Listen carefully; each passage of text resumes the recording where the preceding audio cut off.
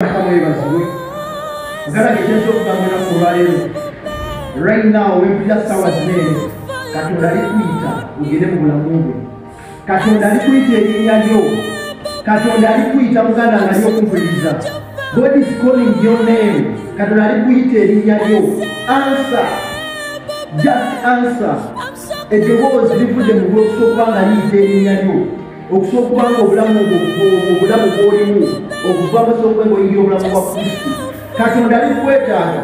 Katonda alikuyita ojje gy'ali. Asokuba nga akukwatirako, asokuba nga akuyambako.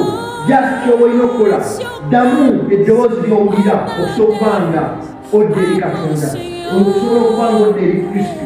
Katonda waali okutuyamba, Katonda waali okukwatirako, Katonda waali otuyisa mu buli mbeera yonna kasa tuba nga tukkiriza okuyitibwa kw'abatuyise. Mukama akubeera omukisa era kweky'osinga okwagala. May God bless you. May God give you whatever you need in this world. Bye bye.